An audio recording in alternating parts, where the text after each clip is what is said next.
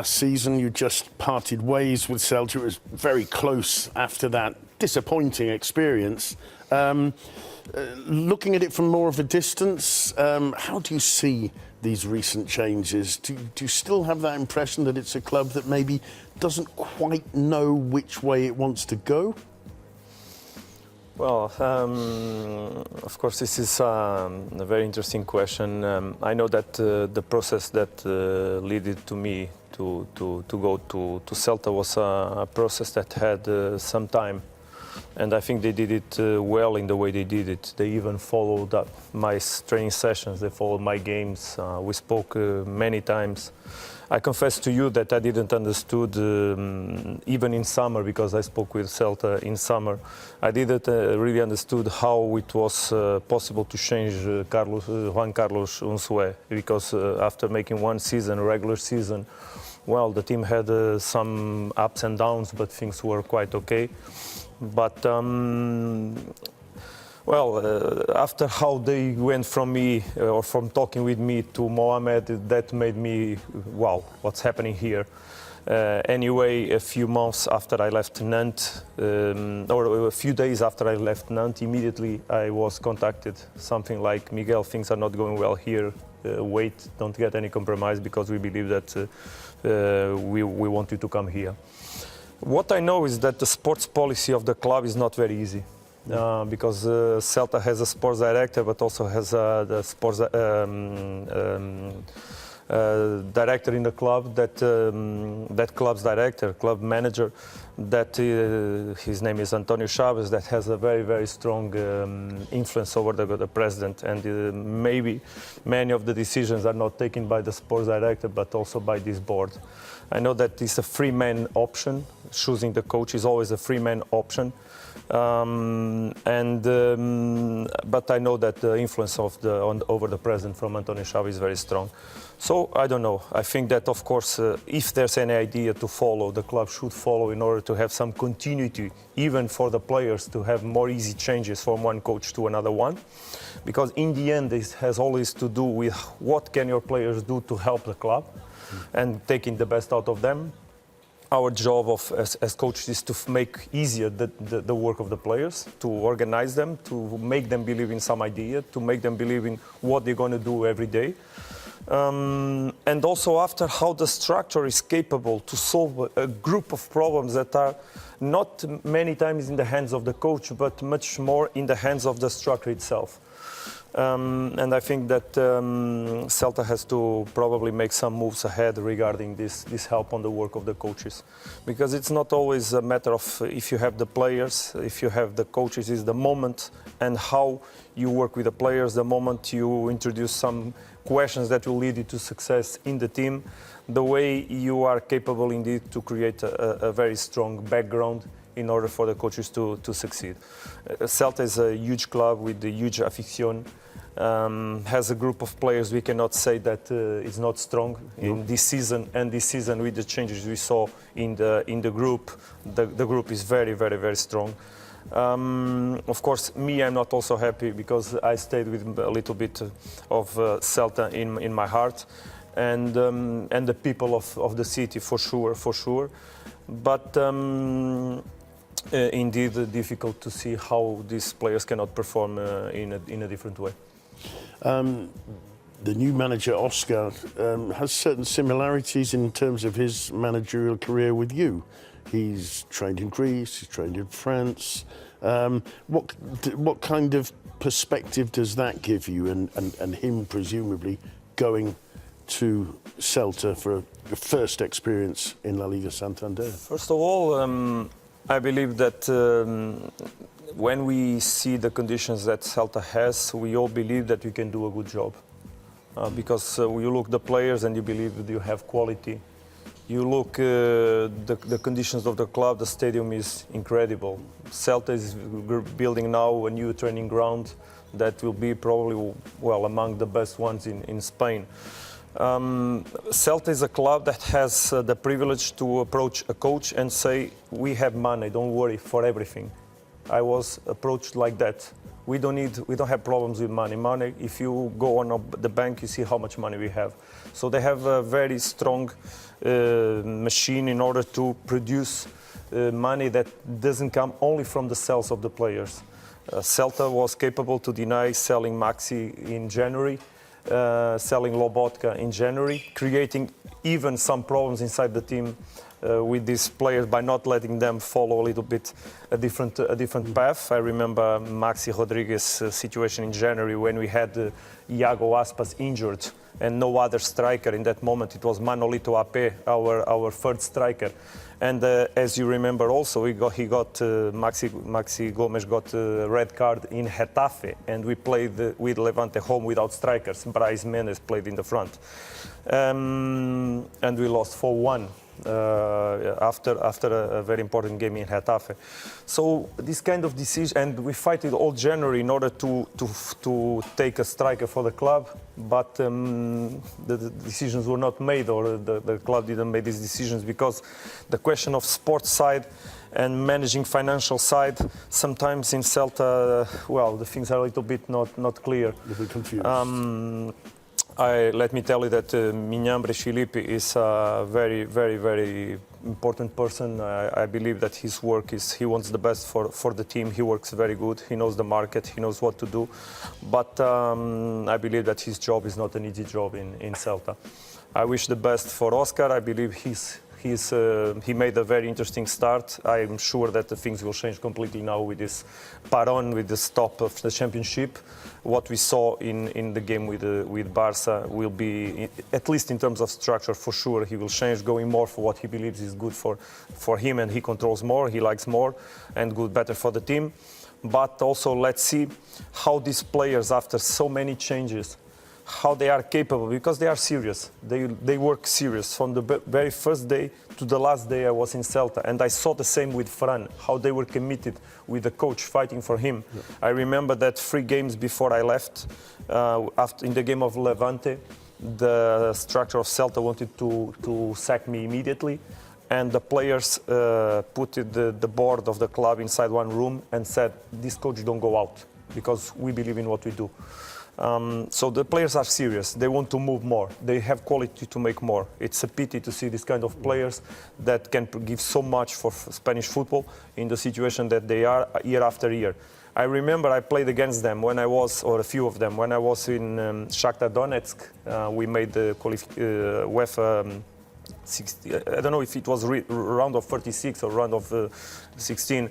And how with Berizzo, a different style, completely different style from some of the coaches brought after, but how it was exciting to see the team playing. And indeed, well, the problems persist. Let's hope that the future will give, time is there, still a lot of games ahead. Next one will be very interesting to see how the team will perform in Villarreal. Well, I hope they do the best for the players and for people there, because as I told from the very beginning, a lot of things kept me attached to the region, to the club, and to the people. Graham. Miguel, the reason that Simon turned to me in that way is that he sometimes employs me to be the ruffian.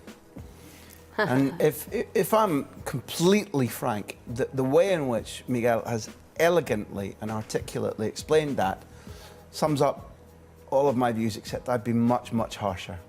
I think that Minhambres is clearly, with Mourinho as the president, Minhambres has been the talent that led to a building of a squad which I think now is weak in terms of some character, some defensiveness, but has been weakened year in, year out, and it's not Minhambres' fault.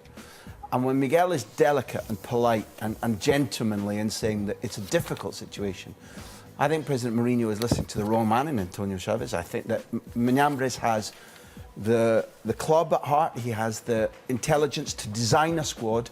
I think he's been prevented from doing so. And if you look at the side that eliminated Miguel and Shakhtar and went to within maybe a goal, because a goal at home and then a win at Old Trafford puts them in the Europa final. They were, for whatever else they were harder. They were more streetwise.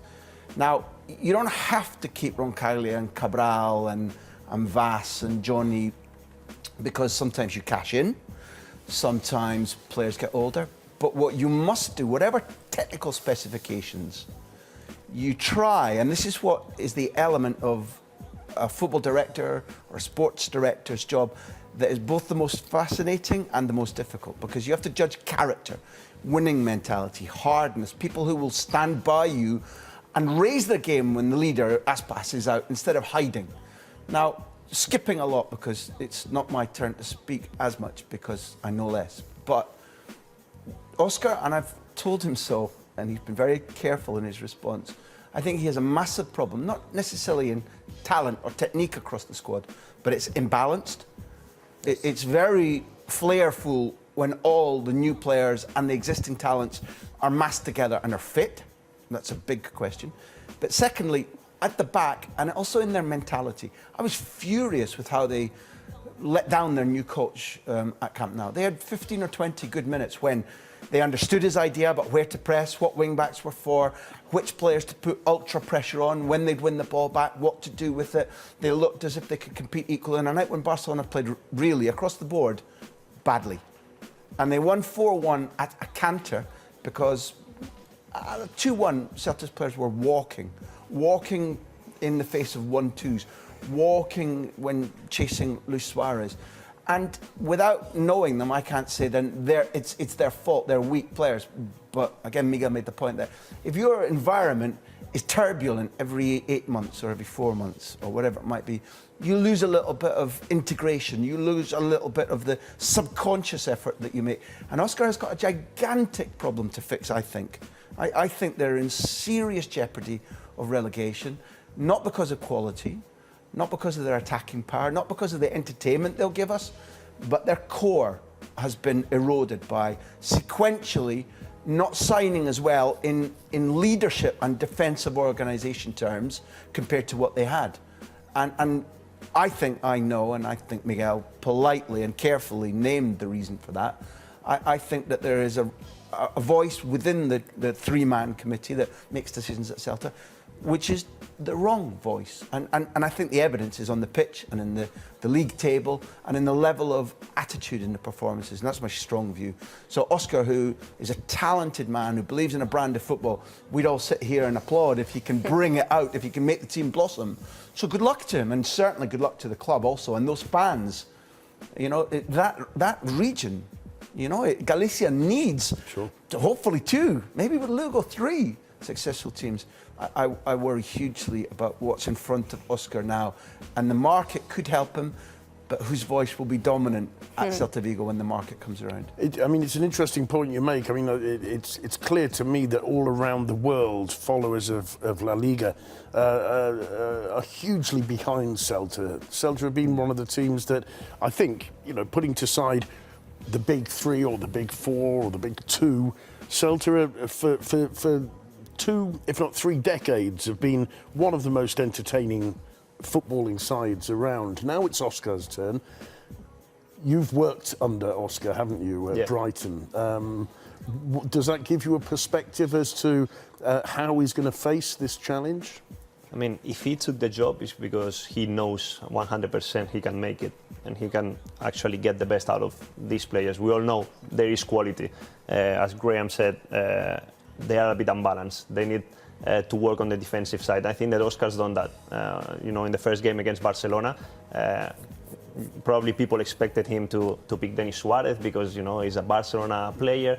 Brais Mendez, he went for a different type of players. He went high and pressed them. He gave them the ideas. I wanted to ask one of the Celta players that I've got a relationship with, like, how was the first week with Oscar? You know, have an insight of how was it going? And he said, listen, we like the way he's training. We like because he gives us, you know, 2 or 3 ideas very clear, so we know what we have to do. Now we need to see it because obviously he's a calm man. He's very laid back, so he doesn't panic. He tells you things in the right way, but in a very polite way. So they actually want to test him, you know, in the next few weeks to see if obviously he doesn't pick Denis another game or 2 games, how Denis is going to react and how Oscar is going to cope with it. If he's got it, I tell you now, he's got it. And I told this player, You know, he's ready for it. You know, he's experienced enough, even if he hasn't coached in La Liga, to take those kind of challenges. But now hearing at Miguel, hearing at Graham, there's something wrong at Celta Vigo in the organization. I mean, you've got everything. It's a nice city, great food, great facilities, great fans, great players. So what's wrong? So what's really wrong? And another thing that this player told me, you should have seen Oscar's face when he knew about the travel schedule to Barcelona. And I was like, why? Because it was a mess. So the way we traveled to Barcelona, it was a big mess. So If not by bus, because sometimes you have to travel by bus. yes, It's one of the toughest places in the whole of La Liga to visit and to travel from. No. Can we just hold this idea one moment? We're going to have to take a very short break, but we're going to continue discussing the situation at Balaidos in 2 or 3 minutes' time. Don't go away.